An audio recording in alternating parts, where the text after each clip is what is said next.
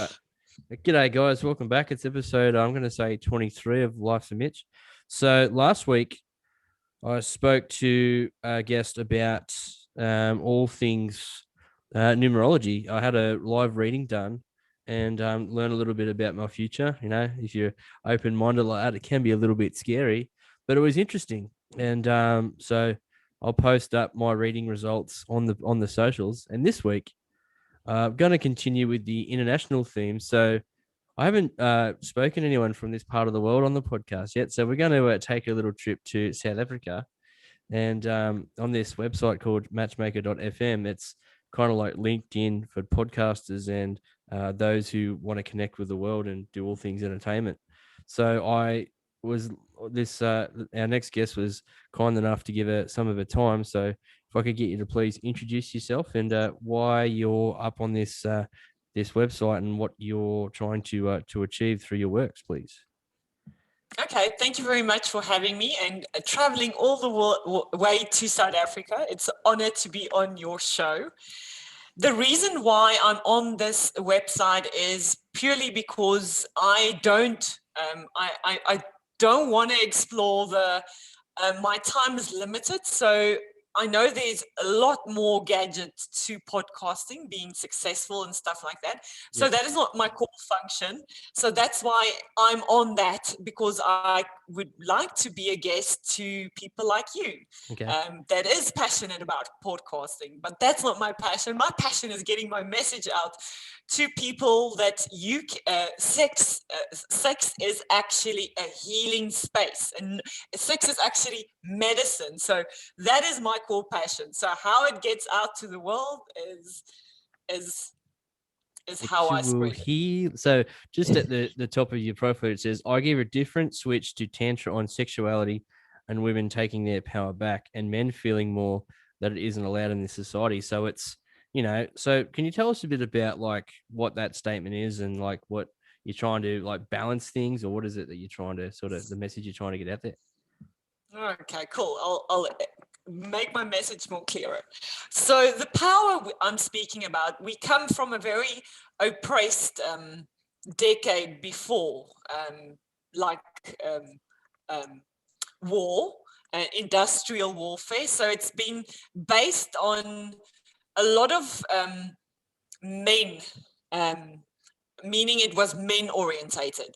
So if a guy says he knows what a woman wants, he's speaking nonsense, because a woman doesn't even know what she wants. Okay. So coming back to your power is spending time with yourself. A woman coming back to the bare, there's so much shame in regards to self-pleasuring, aka some people call it masturbation, but there's a lot of shame and a lot of guilt regards to this very fact for a woman coming from me. So that is speaking your truth, and that power is the power I'm referring to, and that power is only going to be nurtured when you spend time with yourself, so you know what you want out of sex itself. Then regards to men is a lot of our emotions, and this is also related to both genders. It's not like the power as well, and then this one as well. The men is a lot of emotions we suppressed. We're not allowed to cry. We're not allowed to do this. We need to be happy all the time, smile, and just fake it till you make it. So I encourage people, because we are human. We are human beings. We have all the experience of our human existence, and I learn people, or I teach people, to embrace all emotions, not just the good ones. Okay, so well, they say the good ones, but it's funny you bring that up, because so it's like, teaching women to empower themselves and to be comfortable with, and men as well, to teach them to be comfortable with like who they are and make it like, to get the best experience out of their sexual encounters. Is that fair enough in saying this? Yes, but cool.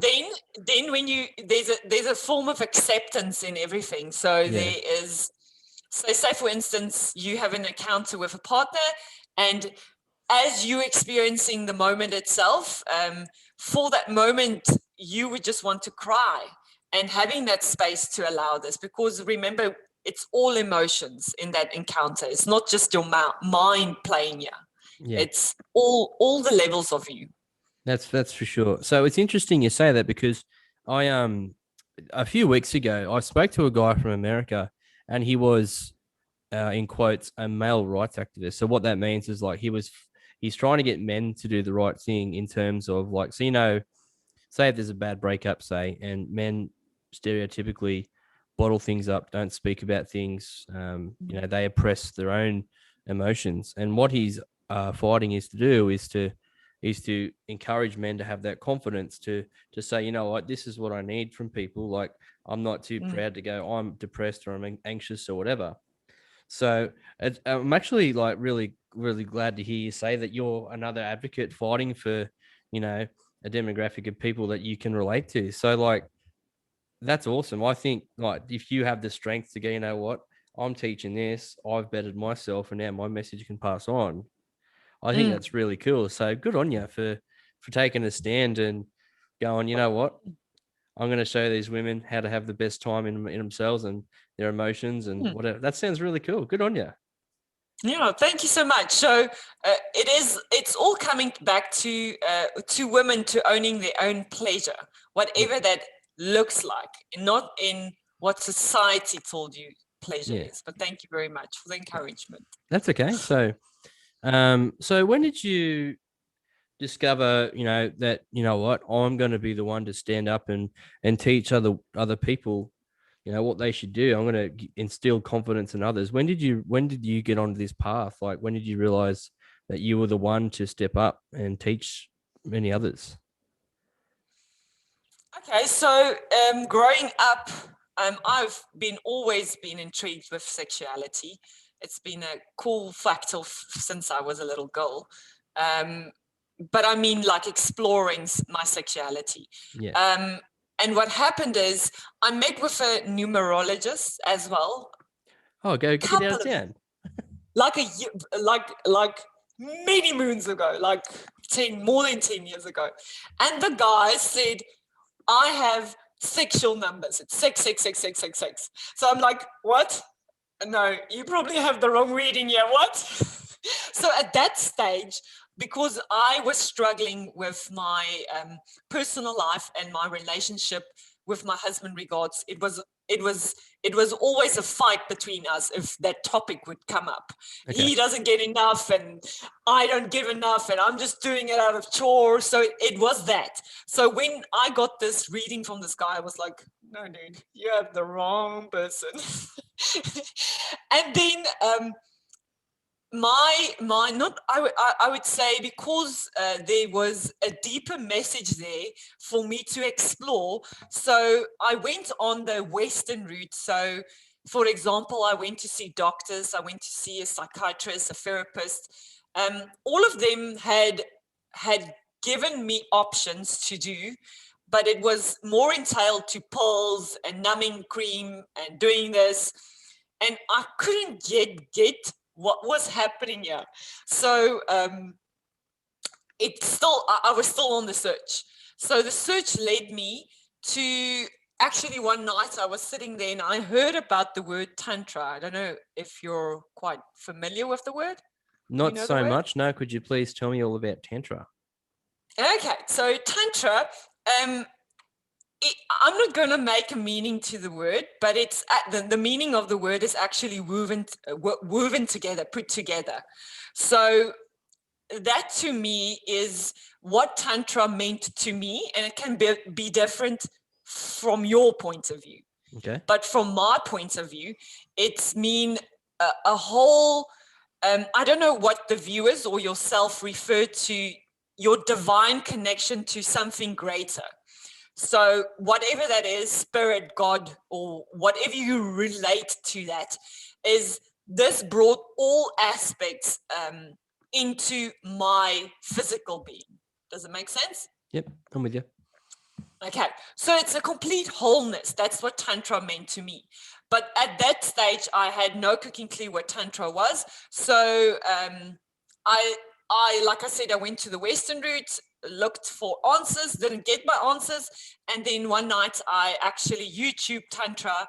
And then my teacher, where I came to learn the knowledge from, was on the YouTube. And then that next moment I applied for a course, and next moment I'm a sex coach. But the original thing was for me to see if it works. And if it works, I'll be telling people it. But obviously, I'm telling you guys this because it worked. Otherwise, I wouldn't be here. No, good stuff. So you tried Western medicines and Western treatments and stuff. So then you thought, okay, this isn't working. So I'll try something alternate, and you come up with the answer of Tantra, sexual coaching, and stuff like that. Yeah. Okay, cool. Yeah. That's cool. That's like, so how does one go from, okay, so I'm just trying to just please understand here. So, okay, so you go from arguing with your husband and not sounding like the best sexual chemistry at the time, to go to the other end of the field, and now you're teaching others to be the best self. That is really awesome. It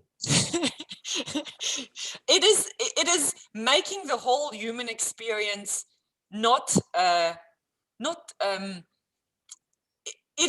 it's needed for all, for you to be a whole. It's not making because we are obsessed with summer. We need to be happy all the time, and that is humanly not possible. That is where we get burned out. That is even in sexuality. I mean, goal oriented. I need to get an orgasm. It's all about my pleasure. Let's get there. That is like, sounds tiring. Hang on, who made that rule? Sounds tiring. And totally. And then I don't know what the magazine says, but it says 4 times a week, and you need to be like this, and you need to be like this, and it's like, hang on, who made all these rules? And what is your capacity of your body? What is it wanting?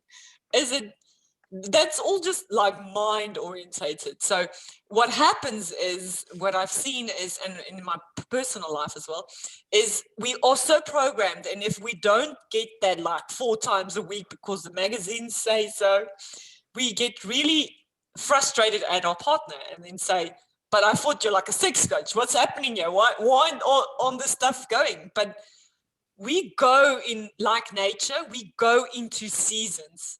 And if we don't fully allow the seasons, we can't fully thrive in seasons because we half lacking it. Does it make sense? Yeah. Well, in winter, I'm more likely just to wrap the dinner around me and say, go away. Exactly. And how are we as women allowed to say that to men? Because we come from this, we have this prescribed idea we have to pleasure our men. And it's even in some traditions, it's not allowed for women to self-pleasure because that's a big sin to them.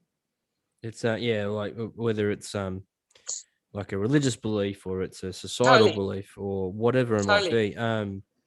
Me personally, so you talk about oppression. Is that like a worldwide thing, or is that like a South African thing, or what is that like? Worldwide. Okay, so universal. Yep, cool. So it's interesting.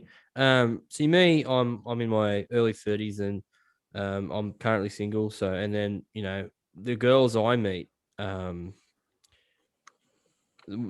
you date them for a while, they open up about their histories and stuff. And, some in my experience have spoken about it's easier sometimes to go on a Tinder date, have sex with the guy and never see him again. And that to me is scary. As opposed to saying no, because they feel like they're pressured into it, or they feel like if they just do it, the guy get what he wants, then it'll be more beneficial for them to get out feeling safer. So it's part of your training as well. Is it to sort of reinforce to women to be confident and to be able to say no and to be able to see the warning signs as to something like that coming up as well? Does that sort of what your coaching covers? Yes and no. I'll quickly, just one word that you just said that catch my attention is Yep. the fact that the woman is wanting safety. So that itself is for both parties. It's all about creating safety. Yep. And it's a safety for you to express your desires, for that person to express their desires. So everybody's desires are different. Yep. So at the beginning or at the very first, it needs to be communicated between each other. So there needs to be an open line communication. So yes, we go into what I actually do in the coaching is a lot of our neural pathways are already when we are a fetus in our mom's wound, it's already created. We pick up stuff from our mother and from our father because we have the DNA coming in, and I know in my personal journey, I carried a lot of guilt and shame, and it wasn't mine, it wasn't my mom's. And we carry this throughout our lifetimes. And the 0 to 7, the first foundation years are so critical in a person's life, because that's how we reflect into relationships and how we handle it on an ongoing basis. And the brain's a sponge at that age. Totally. And just absorbs everything. Totally. And stuff that you didn't get as a child. And it takes hard work to go there. And that's what you asked earlier. Is it just in my country? But it's universal, the unconscious of all of us. I still have stuff that's unconscious. I'm not, there's no mastering yet, because it's just being the best you. So that is not the same as on your terms. So it's more, it's facing the unconscious, and you're not doing it for yourself. You're doing it for the next generation. Yes, you can lead a more fulfilled, energetic life and not allow the baggage to drown you, but you're doing it for more than just you itself. Absolutely. You actually like planting a tree. If you plant it today, maybe the next generation will see it. Right. Okay. That's I asked because I'm just trying to sort of to understand, because different parts of the world, I'm a different gender to yourself, so of course our histories are going to be different and our experiences, and this is what makes it fun. As part of this podcast is because I get to hear these amazing stories and try to shine a light on those who ordinarily wouldn't have it shone on them. So it's cool. And I like the fact that you're making it so somebody understands it, because I can say it, but you making it more simple so people can understand. Well, I like simple because, I got a big empty head. There's no brain in there. I'm sure there is. Oh, it just says talk, dickhead, talk. That's pretty much all it says about myself. Why is your brain calling you dickhead? Oh, it's just an Australian. I don't know. It's like we Australians, we always self-deprecate, and I shave my head now, and my friends call me the human tow hitch. Like where you put a trailer onto at the back of your car, kind of shaped like a microphone or a big tow wall. So that's what I get called. And the way I was brought up was that just because I might put myself down isn't necessarily a bad thing. It's all in the name of humor. So I'm just trying to create like a relaxed atmosphere here, and it's so really... how do you feel in your body when somebody calls you that? If you're doing it in the name, you're doing it in the name of humor, but how do you feel? It depends in the context. I mean, if someone goes, "Hey, dickhead, how you going?" Yeah, not bad. Like it's just general conversation. But if someone come over in aggressively in a condescending way, it's just about the delivery, I think. But I'm pretty quick-witted, and I'm able to shut people down. It takes a lot to insult me. So, but you gotta pick your audience, I guess. I wouldn't go up to my mum and say, "Hey, you going, dickhead?" She turn around and belt me in the head.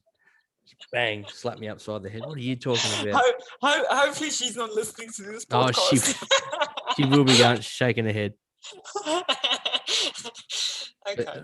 But talking about like making a safe atmosphere, there's a public broadcasting network here for the young generations of Australia called Triple J, and they've got a news show called Hack, and what they do is they delve into, like, they'll do a 5-part news series each week from Monday to Friday, and one of the uh, topics for the week was online dating, and they opened up to Tinder, Bumble, Hinge, and I think Plenty of Fish or whatever the other ones are, and they got people to give testimonials as to like their experiences, and for the most part, like, it was ladies who didn't feel confident doing their thing, and one of the bad things was is that on Tinder, say if someone's sexually assaulted or whatever, Mm.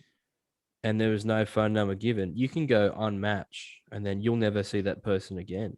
So then from there, where you're supposed to go and go, oh, hang on, something bad happened, but I got nothing to go on. And it was interesting. So, with the idea of having people like yourself out there to try and make a safe and secure environment and to raise people's confidence levels, especially in times of like slowly coming out of this pandemic where people can start to congregate and chat again. It's to me, it sounds really cool. I mean, so how has your coaching thus far been received in terms of like some feedback you've gotten from some of your students, I guess you call them? Sure. Just to regards to the dating scene and so, I have been married for 10, 11 years now, so Okay. I can't give you advice on the dating scene as Yep. well. But I can refer to how I created safety for myself, and everybody is different in that regard. Yep. Because, like you said, we're coming from a range of backgrounds. Some stuff I don't even have the lived experience of itself that people's going through. Yep. But regards to your question was How do you? how do I the feedback? Yeah, the feedback. Yeah. So yes, I've seen a couple of my clients implementing these into their life, but Tantra is not a fly by night. Tantra is not a quick fix pill you can just drink and think it's going to work. It needs to be, there needs to be a consistency. You need to keep on showing up when you don't feel like it. And that's where you get the breakthrough moments. Because if you're out of your comfort zone, that is where the growth happens.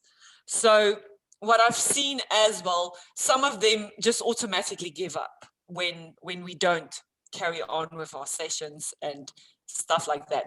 But they have seen massive changes happening, but for somewhat reasons, I don't know what the client's position is, but in my own experience, it shows it's not everybody is at the same level to face their unconscious, because it's really uncomfortable. But I show people how to use this uncomfortable, this fear that you're feeling, and feeling pleasure at the same time. So you can have both and still make the empowered choice of, hang on, I am worth it. And I see this vision of myself. That's where I want to be. I'm not going to let this little Lynn-dee that was programmed in my mind create this. And that's what we do in the bedroom. We let our inner children show up, and then we have a ping pong game with our partner the whole time, and we're fighting like 5-year-olds. And then, does that answer your question? Yeah, it does. And once you have that fight, then it kills the mood, and you go to bed. I always have the philosophy is that never go to sleep cranky. Because going to sleep feeling angry is never fun. And if you have that confidence to say, you know what, tonight I'm feeling like, I want to be on top or whatever it might be. And then hubby's like, oh, hell yeah, game on, or whatever it might be. And then, like, if you are able to portray what you want and say, I want A, B, C, D, and you're like, I want E, F, G, whatever, and then you can come up with a solution. I think, marriages, professional relationships, family, friends, it's all about compromise and communication and consultation, If It's people are, co-created. yeah, absolutely. And if you're proactive as opposed to reactive, that's so one of my relationships ended about 3 years ago. 4 years ago. And one of the reasons it didn't work was because what I was saying wasn't being received. And from that, I felt like I had to tiptoe on eggshells. So my confidence, because I was crazy about this girl, and you do what you can to make it work. But when it's not an even playing field, when it's not 50-50, then it makes you go, what am I doing here? Like, there's conflict, there's arguing. And then I did something similar to what you did, was I looked for a solution to make it work, but I come up with nothing. So I just said, thanks, but no thanks. And we called it. And, am I grateful it happened? I am. She's moved on and met someone up north, up in, the top part of Australia. And I'm still flying the solo flag, but that's okay. Since I'm doing this, I'm the most confident I've ever been. Because I like entertaining, making people laugh, and giving people like yourself a chance to tell your story in a different sort of way. So, that makes me, I'm a big kid. My cheeks hurt from how much I'm smiling. And, so yeah, it's cool. But what you're saying is so beautiful, because,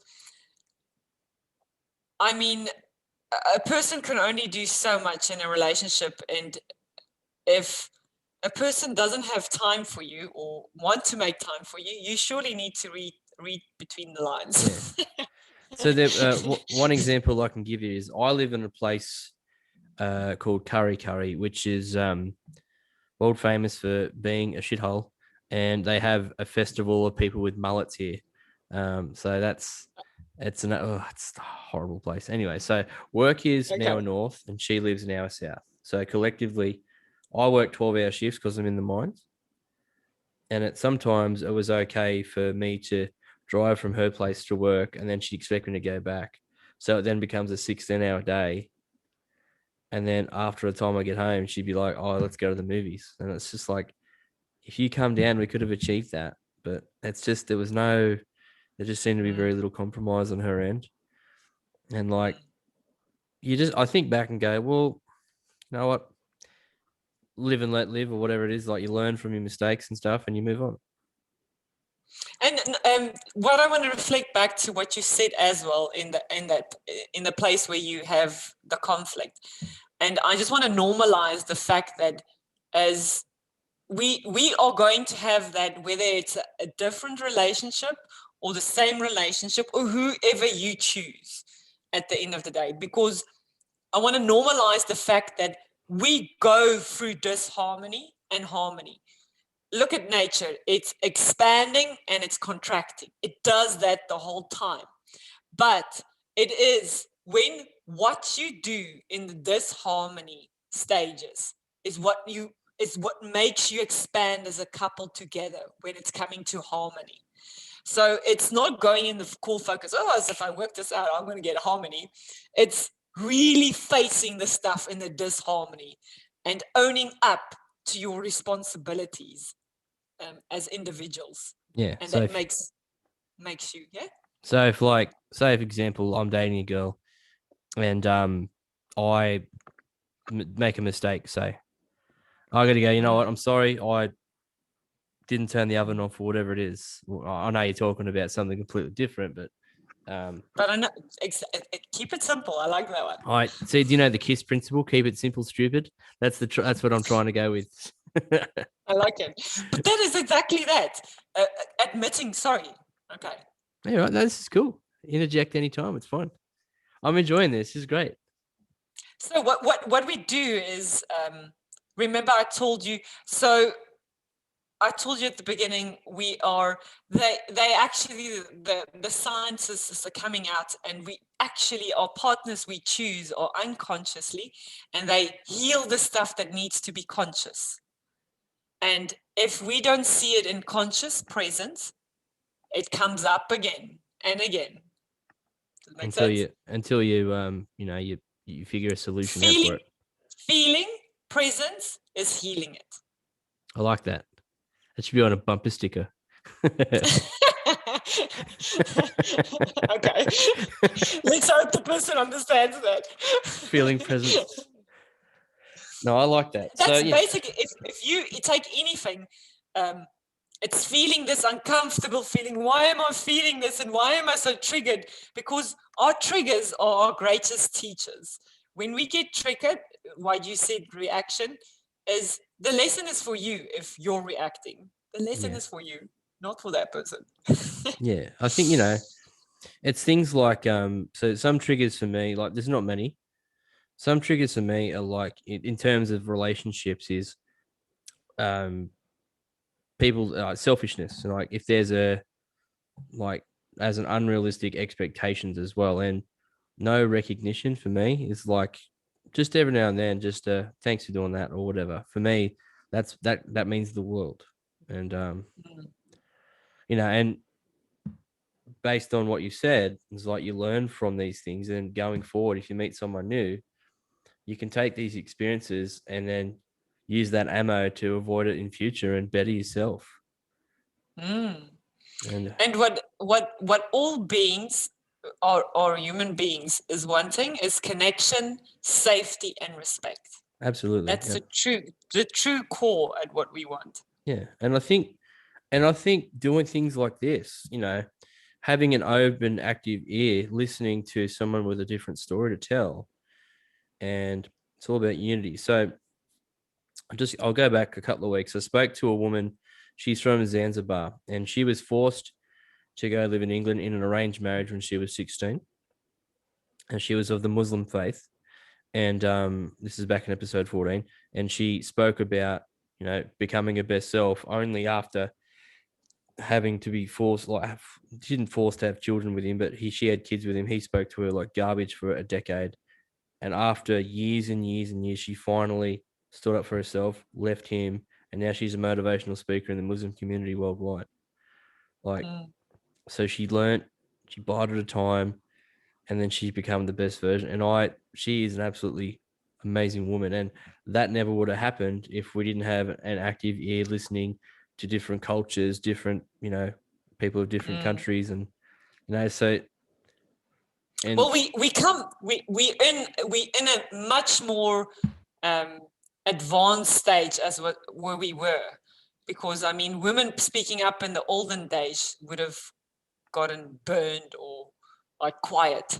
Yeah, well, there's I'm in the last sort of little while talking to Jack, was the male rights, fighting for the men to speak up. We touched on the feminism movement in the 1960s because he was, he's 75 and he was around for those times. And he said that, the fight for equality, the fight for equal rights, women have done an incredible job in the progress they've made because they're not afraid to say, we need this, we need this, we need equal pay, we need to be treated as equals, and et cetera, et cetera. Awesome. Yeah, the men not as openly go, we need this, this, this, and this. So there's still, but he said that the way to get to that point is to sit down, active listening, and people have the confidence to say, we need ABC, we're off, and later on you'll get X, Y, Z. I think. And it's so true you say that, because I've seen it in my own personal relationship with my husband, is he just adapts to my desires. And I say to him, you have desires, speak them. And he's like, but I haven't spoken them in ages.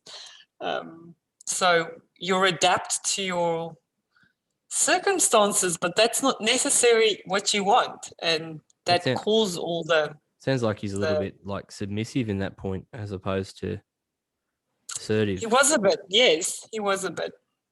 But we get there, we grow and expand each day to where we want to be. What do they say? Marriage is a lifelong battlefield.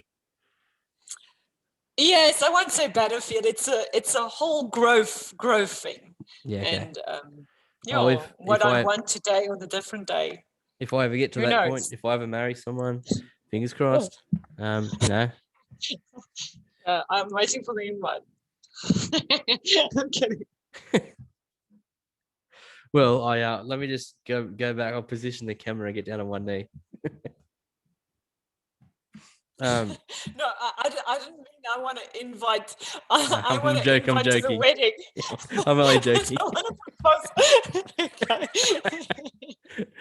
Okay. No, all good. So there's an Australian expression, known as cutting someone else's grass, and what that means is that you talk to someone else's wife, and I don't do that. So I was just having a joke with you. So. Well, I must say, with all this coming out on all these platforms, the amount of people in their story, and you would know this as well, the amount of the stuff that people has, there is such a diversity in all people, and it's so wow. Why do we limit this? Especially, you know. So I'll ask you in a sec, but just to go back on what you said, especially during the pandemic, you know, a lot of people were forced to be indoors and home from work. So like people needed something to do and to reach out. I'm going to start a podcast. So there are so many out there. I can imagine. And so there's a question for you. How has pandemic life been in South Africa? Like how has it been for you guys? And are you keeping well? And okay, so my personal opinion is when the pandemic happened. Can you still hear me? I'm just checking on that. Yeah. Speakers working. Okay, so what happens is I've been living this way since since I've got married. I do not isolate myself, but I do limit my energy on certain stuff I produce, and I'm very much focused on what I want to create. So if that is not towards what I want to create, I'm like, hang on, what is it? Why am I wasting my time? So we can go out and keep ourselves busy the whole time, but not actually doing anything towards what we really want to create. So when the pandemic happened, I was like, okay, now you actually doing what I've been doing. So why are you moaning? why is everybody moaning about this? So to see the people's reflection on how they have this time and what they do with it, I actually saw a reflection on, hang on, but that's actually how people, you get really disengaged with society. Like I don't watch the news. It's something I now and then I would hear from someone, but I choose to not have that in my daily life. okay. I choose to empower myself with high vibrational stuff, meaning, I'm sure you know what that means. Do you know what that means? Yep. Okay, so to me, it was like, what is the whole thing about? Because I couldn't understand that. And to me is, I love nature. If I keep on coming back to nature, but nature has a beautiful way of bringing balance, and it doesn't really need us as human on this planet. It's bringing balance, whether you're ready for it or not. It's bringing it in any case. Yep. Like a storm, for instance. And this pandemic, it's whatever it comes from, but it's bringing the balance itself. So the balance in humans, the balance in nature. So to me, it's all about bringing the balance. And coming from South Africa, I don't think we're doing it as harsh as you guys. We're Australia. I know London is like, they can't even get out of the house, but we're fine. We're pretty much back to normal here. We can go to we too. We actually, as of today, we can fly to New Zealand and go have a holiday in New Zealand if we want to. Okay. So they've opened up a little travel bubble between us and New Zealand. So we probably opened up as well, because I think we're on that level now. But I'm still on lockdown for the rest of my life, but I mean it in a good way. I think for me, it's I didn't stop. Like, so you know how a lot of people have had a chance to reassess how they work and work from home and stuff like that. We've still had to go to work because we mine the coal, and we have to make sure we keep, the coal delivered and washed and all that sort of thing. So small things at work changed, like socially distanced cars, social distance startups, more like hygienic wash stations, etc. But ultimately, it was the same. It was the same. Yeah. And to talk about what you said, I refer to that cycle as people on autopilot. Go to work, go home, nothing changes. They whinge about it. I hate my job, but I need to do it. So like, and actually some of the things talking about, like the high vibrations, talk about the good vibrations, great song. We Okay. the last episode I did was with a numerologist, and she spoke about those high vibrations, spoke about like having the courage to go, you know what, I want to create something, and my comfort zone. I'm not just going to sit here. She told me her story, how she was a medical receptionist and just doing the thing, earning the money, doing the life. And then she come to the conclusion that she wanted to do her own thing. And she, like you and me, had the courage to, you know what, I'm going to step up and do what I'm passionate about. And I guarantee that those people, when they take a leap of faith, it's scary as hell, but the grass is always greener on the other side. Always. Well, what I can say is, since I've been not living out of my head, I've been living out of my heart. And apparently scientists says this now, but our heart has 40,000 more neurons than our brain itself. But since I've been living and making my decisions out of my heart, I've been where my mind says no, but my heart says yes. So since I've been making those choices, I stand in awe how I could have tried hard to figure that out with my mind, because every time the opportunity is so much more than what you think. To give you an idea of that. I agree with you. I think that, people always say follow your heart. People always say you can't be happy in yourself unless, happiness follow your heart, follow your dreams, and then ultimately you'll be able to follow your own happiness. I think, but for me, I had to go in to allow myself, because I built a lot of cages around my heart. So if you had to say that statement to me 5 years ago, I'm like, how do I do that?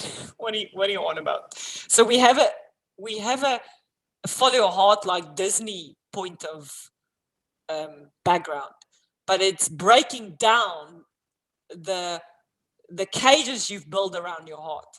And if you don't face those inner demons, you won't know what you have put around your heart. absolutely. So like one cage I always put up around myself was that I grew up. I was a fat kid. I was very insecure, and my self-image has always been, and it's always like I've always had troubles with my self-image until like later in life, of course.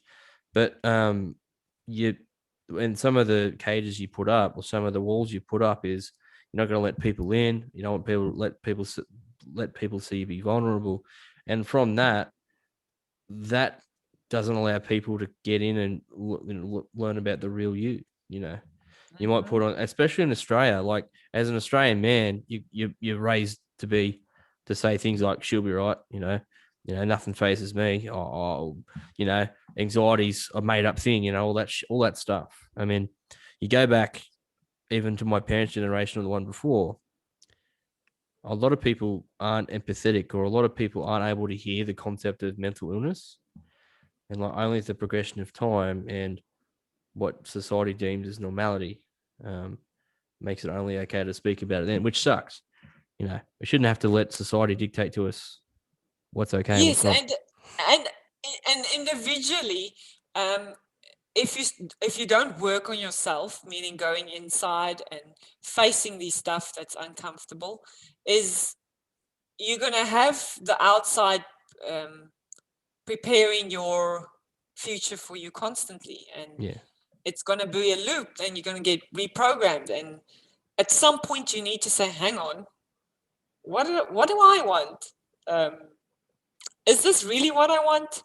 And coming back to the why behind all your because there's an energy flowing, and why that energy wants to flow. My why, I know, is to speak up for repressed people, because my lineage of ancestors didn't speak up for them, and that's the energy that wants to move through me. Cool. So, that you need to get to your why. Why am I doing this? Why am I doing this podcasting? Why do I want to spread this news? I think I'm doing this because I've always got a genuine. So I think back to when I was a kid, playing video games or reading a book, or so a lot of people buy video games to play multiplayer and shoot and kill each other. Like, that's fair enough. I've always got invested in characters. So I'd always play a game for story mode, or get lost in it. Say if I watch a movie, I always used to ask my parents, what happens after? You get invested in these characters, or read a book. You're like, oh, wow, I can't wait for the next release or whatever. So for me, it's always been about getting invested in stories and people. And now that I get a chance to do this and shine some light on people like yourself who have a story to tell. And like I've told off that website about 8 people's stories. I've got thousands to go, and I'm going to do every single one if I can, because that is what I love. And I get goosebumps thinking about it. And we live in a time where technology allows us to take a trip to South Africa and go, oh, hey, what's going on? What are you up to today? Well, let me tell you a story. Sexual healing, or whatever it might be. And if I can make someone laugh, like have a genuine laugh, then I feel good about myself too. So today I've made people from 6 countries laugh, and I feel great about myself. Exactly. So yeah, a friend of mine, Bianca, she's an American lady, and she's like a bit of a podcast mentor. Shout outs to you, Bianca. She's taught me a lot of things, and that would never have happened if I didn't, delve into this thing. So if people, but could I ask you, how did you feel on showing up when you didn't want to show up? How did you feel? Nervous as hell. Like, see, but nervous, you showed up. Yeah, but like, you showed up. Yeah, and there's wisdom in your words, because if you don't, and it takes courage to go, you know what, I'm going to put myself out into cyberspace as a complete random and have people go, ooh, this guy's got some interesting stories, or, oh, he's an idiot, or whatever. But like, at the end of the day, if you had talking about a version of ourselves 5 years ago, I was introverted, not confident. Now I MC weddings. I make people laugh. I mean, I've just the most extroverted version of myself. And I have no hair now, but I had hair back then. So go figure. I hear you. So like, it's interesting how we evolve. So now, like, I know what I like. So I go to the gym. I do powerlifting. So I'm not like a skinny dude, but I know I'm strong, and I enjoy that. Like, not to the point where I compete or anything, but the confidence of doing this. What was your turning point to know what you want? Because it sounds to me that you had faced questions to know what you want. It was okay. So it was the pandemic last year. Okay, so the last year, the pandemic hits, and you see people. It's like humanity. You talk about things like nature and balance. It's like humanity was reset. So unfortunately, millions of people have passed away, but things have changed for good now. So things like checking into venues, so the government can track COVID cases, people working from home because now it's more financially viable. But that never would have happened. Shit like never would have happened until COVID was a thing. So what for me was like, well, times are changing. Perhaps I should too. My job is okay. Don't get me wrong. I don't mind doing it, but I work shift work. So and I work 7 p.m. to a.m. and then a few days later a.m. to p.m. and that rotating roster is tough. And my guts aren't. I got a gut disorder, so it throws it out sometimes. And I'm thinking, I can't do this forever. So I need to set the wheels in motion. And I've always wanted to work in radio or to entertain or do something. So I'm using this, hopefully, as a stepping stone to get into radio and earn a living.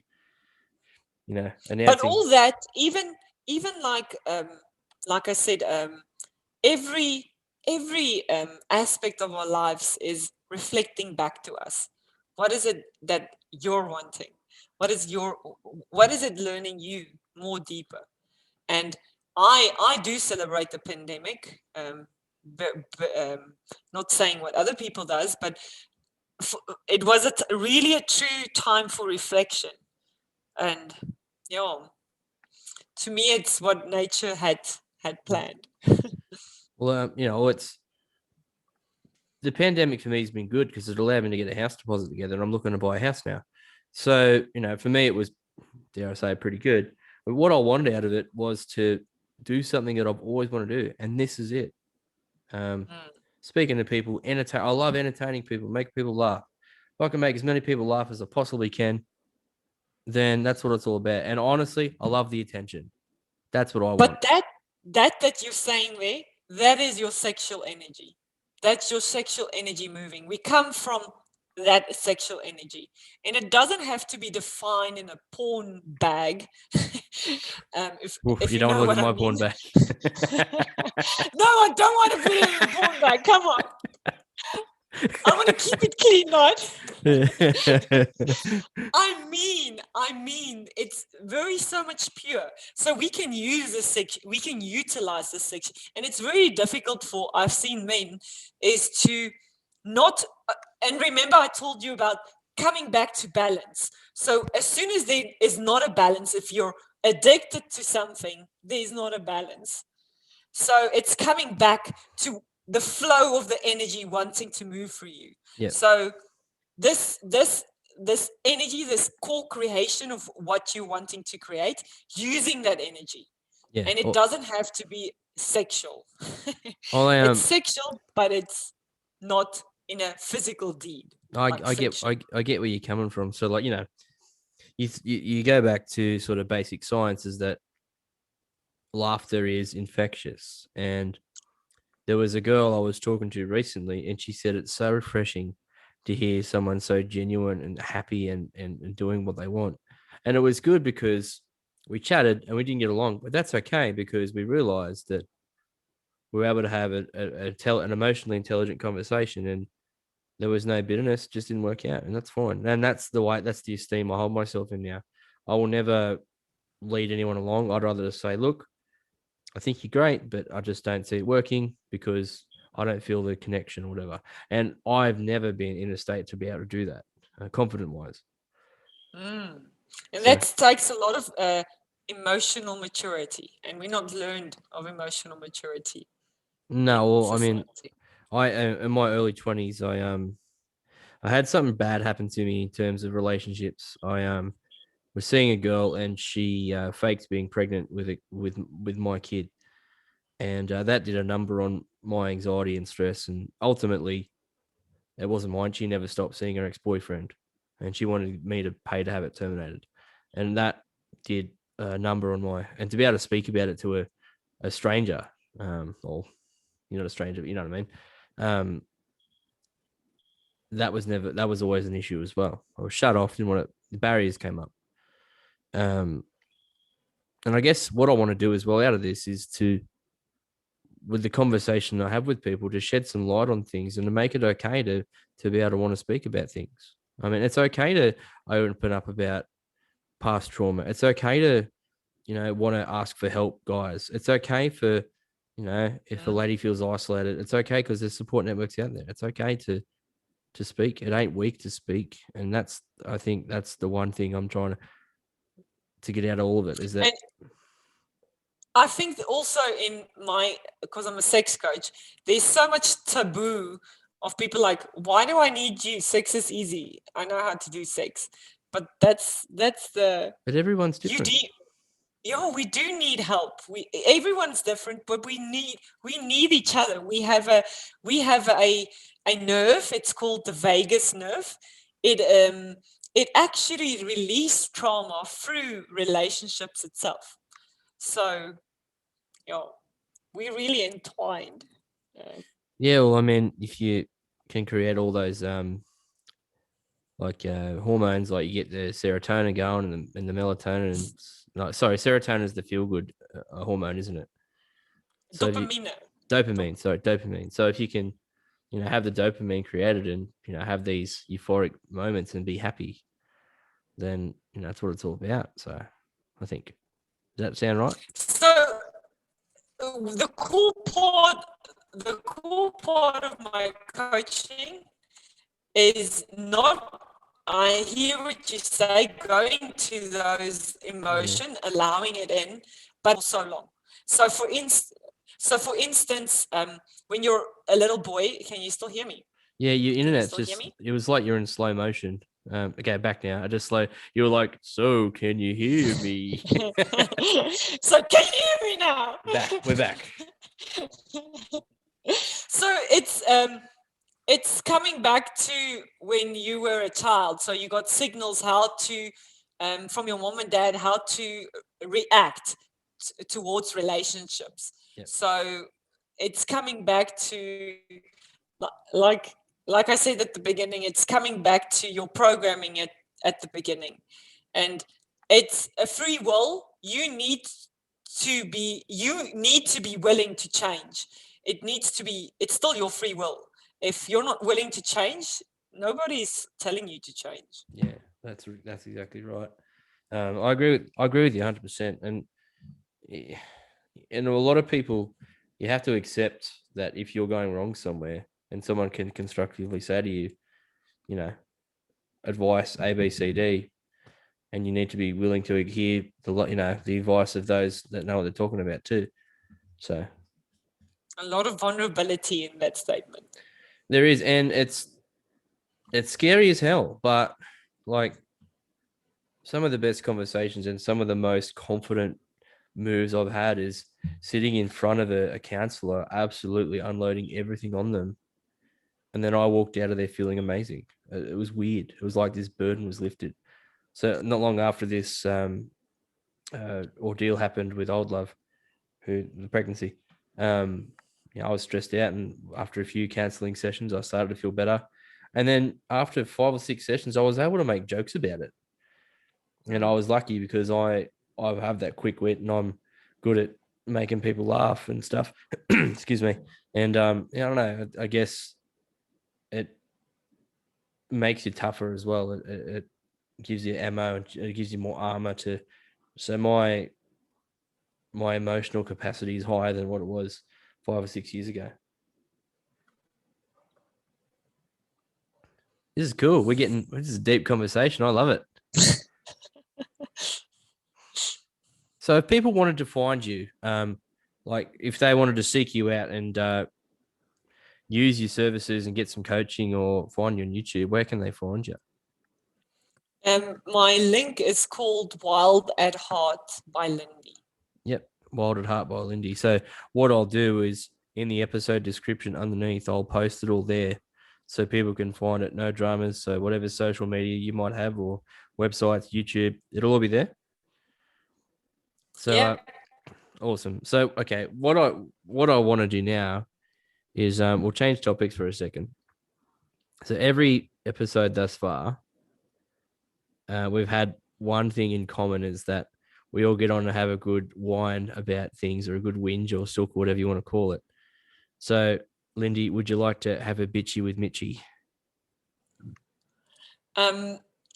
So am I supposed to quickly just reframe me what bitchy with Mitchie means? So what bitchy with Mitchie is that we get something off our chest that may grind our gears. So for example, last episode I had a good whine about our bins service from the garbage trucks being left everywhere. It's frustrating.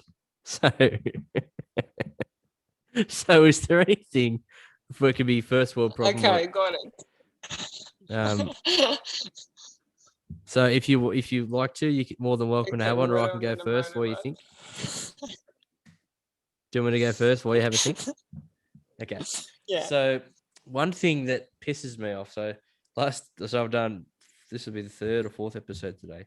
Spoken about crappy drivers. I've spoken about bins and garbage going everywhere.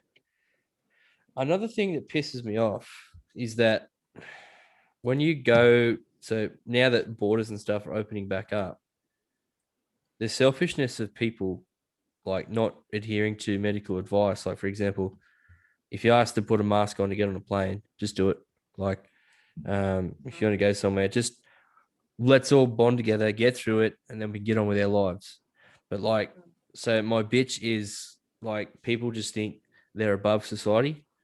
And it's just like, champion, just put it on, hold it there, do whatever you have to. There's a pride struggle. Oh, so there's an expression, I don't know if it's a Australian expression or not, but it is, I can't soar like an eagle when I'm surrounded by turkeys. And honestly, surrounded by this turkey. So was it a few months ago? In shops we had to wear masks, and I was in there. I think I was buying some clothes or whatever, and this guy walks in with no mask, and the young lady, she would have been no older than 19 or 20. She said, "Excuse me, can you please put your mask on?" He told her to get effed. He's like, "No, I'm not putting a mask on." She's like, "Well, you can leave." He's like, "No, I'm buying stuff and going."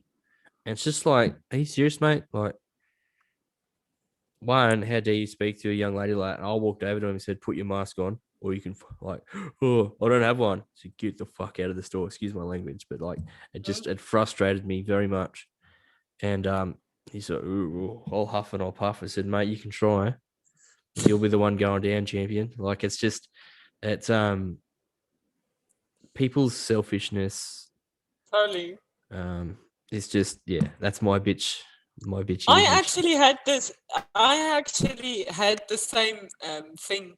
Yesterday I was at a robot, and then I was turning, and the guy was on a scooter behind me, and all of a sudden he decided he wants to turn as well. So he was next to me, and I saw him, and the guy at the back was like, he was like having a heart attack about this guy just suddenly deciding, and he was just tooting and just going like this, and I was like, okay, what was that about? It's nice to know that. So the most common themed bitchy with Mitchie is that it's traffic related. So it's nice. It's nice to know that it's not just here; it's in other countries too. Totally. But I was feeling for the guy that was going like that, and then the guy on the scooter, and then I thought, I actually went to Mexico a couple of years ago, and then the people would just stop in the street, and the traffic will back up, and they wouldn't hoot or anything, and that was really odd to me. Yeah. It was like, why is nobody having a problem? And they were just talking as a village together. We'll do it later. We'll do it later. Yeah, and they was like, what? Well, we're always so busy going somewhere. Don't make a fault. Don't go there. Go there. Yeah, we'll go later. I remember one time I was in Fiji, and Fijian people, lovely.